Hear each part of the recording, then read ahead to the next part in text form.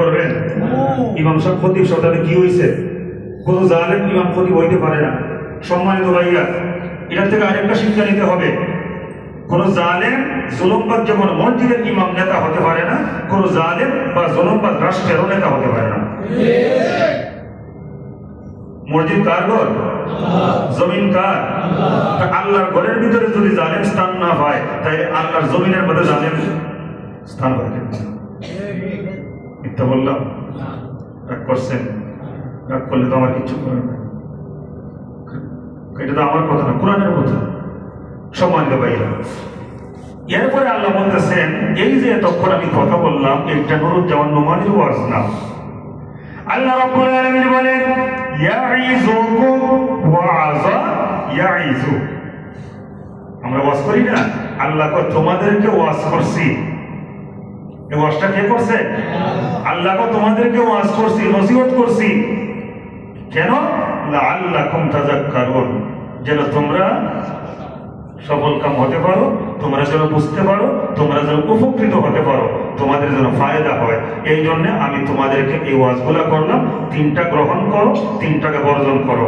আচ্ছা, এই তিনটা গ্রহণ, তিনটা বর্জন, এই 6টা বিষয় নিয়ে আলোচনা করলে 6 মাসেও শেষ করতে পারবো না, কিন্তু আমি এই বিষয়টা আজকে শেষ করে দিব। যেহেতু আগামী জমা হিসাব করে দেখলাম মুহররমের আলোচনা করতে হবে। 4 তারিখে মুহররমের আলোচনার একটা সুযোগ আছে, যেহেতু 7 তারিখ সম্ভবত মুহররম। এই জন্য মুহররমের ওয়াজ আমি আজকে করা জরুরি না, জুমা আরেকটা আছে। আল্লাহ যদি হায়াতে বাঁচায় আর আমি যদি আসি, আগামী জমা মুহররমের আলোচনা।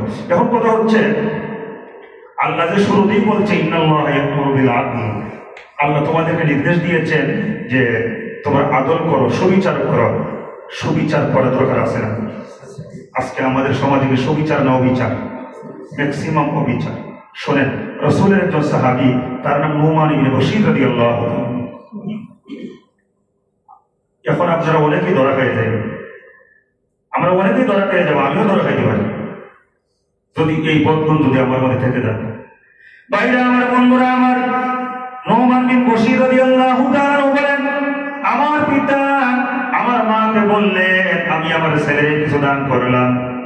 নুমান বিন বশীরের মা বলতেছে, ও আমার স্বামী, যতক্ষণ পর্যন্ত বিশ্বনবী রাহমাতুল লিল আলামিনকে সাক্ষী বানাইবেন না, ততক্ষণ পর্যন্ত আমি শান্তি পাবো না। আপনি যে আমার ছেলের দান করছেন, এই ব্যাপারে আমার রাসূল সাক্ষী হতে হবে। তো স্ত্রী বলতে স্বামী কি রাসূলের কাছে না যায় পারে? রাসূলের কাছে গেছে, ইয়া রাসূলুল্লাহ, আমার একজন স্ত্রীর গর্ভজাত সন্তান নুমান বিন বশীর, আমি আমার নুমানকে আমি কিছু দান করলাম। আমার স্ত্রী বলছে আপনাকে সাক্ষী রাখতে। রাসূল বলেন, তোমার কি আরো সন্তান আছে? বলে, হ্যাঁ আছে। তুমি তোমার এই সন্তানটাকে যা দিছো, অন্য সন্তানকে কি তা দিছো? কয় না। কোথায়? এটা তো জুলুম। তুমি কি আমাকে তোমার জুলুম কাজের সাক্ষী বানাইতে আসছো? দিলে সবাইকে সমান করে দিবা, আর না দিলে কাউকে দিবা না। ধরে কন্যা সুবহানাল্লাহ। এইরকম জুলুম আমাদের সন্তানদের প্রতি আমরা করি না? করি না? একজনকে সব দিয়া দেই, ঢাকার যত ফ্ল্যাট আছে, জায়গা আছে, বাড়ি আছে, জমি আছে, সব দিয়া দেই, আর একজনকে নিয়ে গ্রামের অজপাড়া গায়ে জঙ্গলের মধ্যে ফেলে যে এইগুলা তোর। একটারে বলি, বাবা এইগুলা তোর গ্রামের ভিতরে, আরেকজনরে বলি, তারে খুব ভালো লাগে। কেন ভালো লাগে আমি নিজেও জানি না, তারে শহরের যা আছে দামি দামি সেগুলো সব দিয়ে দিই। তো এটা কি সুবিচার করলে না অবিচার করলে? তো নুমান বিন বশীর রাদিয়াল্লাহু তাআলা আনহু বলেন যে আমার বাবা যখন নিয়ত করছে যে আমারে দিবে, আমার মা যখন বলল রাসূলের কাছে যান, রাসূলের কাছে যাওয়ার পরে আল্লাহর রাসূল সাল্লাল্লাহু আলাইহি ওয়াসাল্লাম বলছেন যে তুমি তোমার সব ছেলেরা যদি দাও আমি সাক্ষী হতে পারবো, আর যদি অন্য কাউরে না দাও, একজনকে দিবা, এটা হবে জুলুম, এই জুলুমের সাক্ষী আমি হতে পারবো।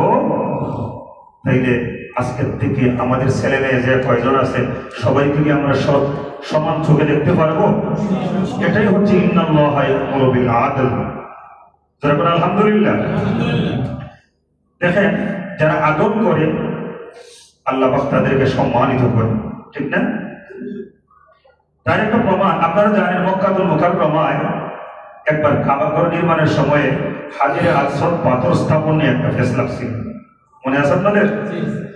বাইরে আমার বন্ধুরা আমার, কেউ ডিসিশন নিতে পারতেছে না কে হাজরে আসওয়াদ পাথরটা তার স্থানের মধ্যে রাখবেন। সবাই সিদ্ধান্ত নিল কালকে সকালবেলা যে লোকটা সবার আগে কাবা ঘরের মধ্যে প্রবেশ করবে ওই লোকটাকে আমরা আমাদের মীমাংসাকারী বানায় নিব। এরকম সুবহানাল্লাহ। সকালবেলা লক্ষ্য করে দেখে মুহাম্মদুর রাসূলুল্লাহ সাল্লাল্লাহু আলাইহি ওয়াসাল্লাম কাবা ঘরের মধ্যে সবার আগে এসেছে। সবাই খুব খুশি, এই যে আমাদের আল আমিন এসে গেছে। কে এসেছে? সবাই বলে কে এসেছে? আল আমিন, বিশ্বস্ত। হ্যাঁ, দুঃখের বিষয় অনেকের কাছে আল আমিন হয়ে যায়, স্বার্থে বেঘাত ঘটলেই আল আমিন আবার অপছন্দের হয়ে যায়। ঠিক না বেটে?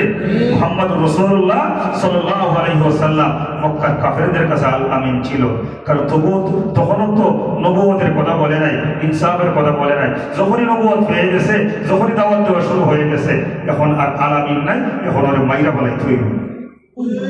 ঠিক না বেটে? এই অভ্যাসটা, এই বাজে অভ্যাসটা আমাদের সমাজের মধ্যে আছে না নাই?